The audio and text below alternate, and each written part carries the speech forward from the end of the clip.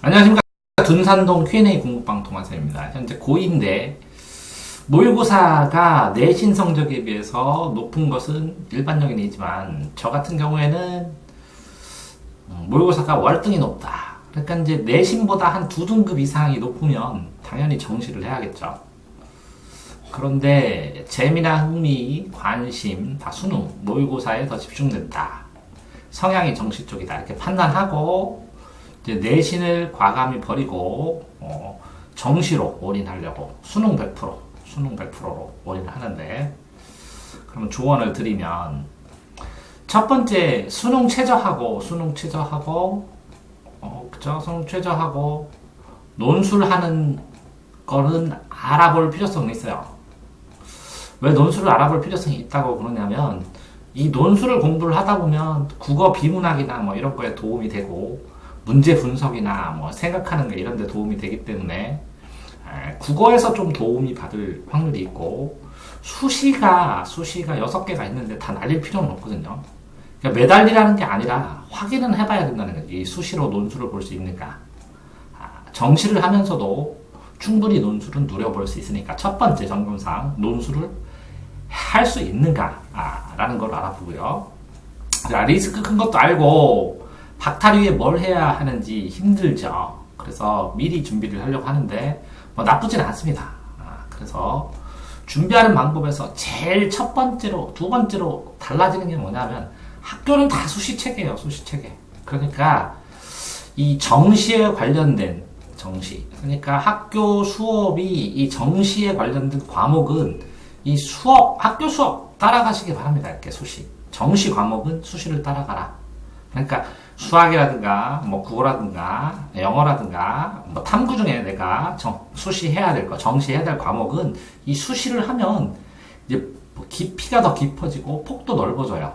짜잘한 것 같지만 알게 모르게 도움이 되고, 학교 생활을 완전히 이렇게 유리해서 나는 정시할 테니까 학교 생활은 수시 네 맘대로 해라 이렇게는 안 되거든요. 그러니까 정시 시험 문제 나오는 수시는 따라서 해라. 학교 진도를. 학교 점수 시험도 잘 보려고 하고 내신도 잘 보려고 하고 이 과목은 수행평가도 한번 내보고 이렇게.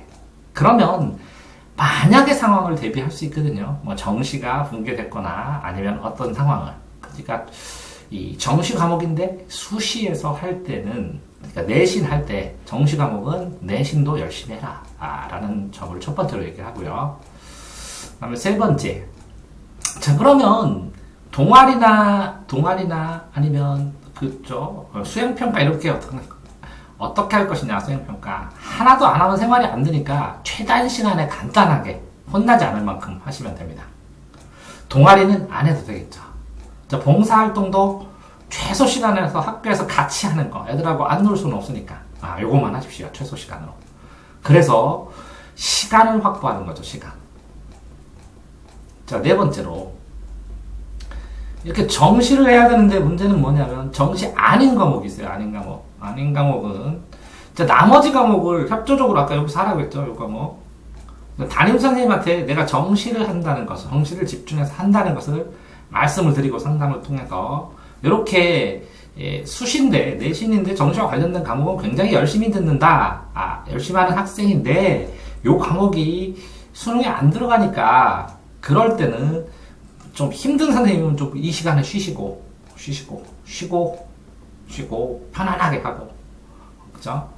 이 다른 시간에 집중하면 되니까 쉬고 졸리면 졸고 그렇게 하고, 그 다음에 학교 생활 자체는 전부 다 항상 수시라는 걸 염두에 두고, 다섯 번째는 본인이 정시 공부를 위해서 어떻게 해야 될지 계획을 짜야 돼요. 자, 제일 먼저는 고2니까 이제 수능 기출을 다 푸셔야 되고, 먼저 분석하고, 제가 이제 프린트 국어 첨부해드리면 국어 제일 마지막 번호에 기출문제 20번 분석하는 법이 있는데 그거 보시고, 기출문제랑 평가원을 다 푼 이후에 평가원 풀고, 그 다음에 각 종류, 각 과목마다 기본서 하나 있어야 되고요. 기본서.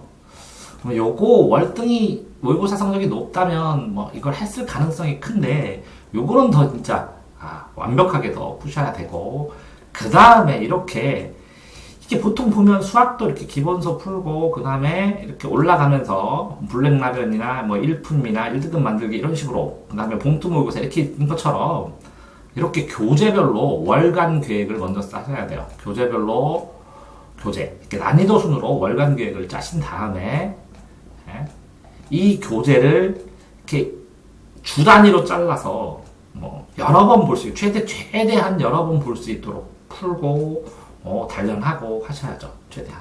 그러니까 월간 계획을 교재로 짜라. 교재로. 이렇게. 근데 이 월간 계획 교재를 짜기 전에 전제되는 게 이 두 개를 명확하게 풀어서 본인의 통계를 내야 돼요.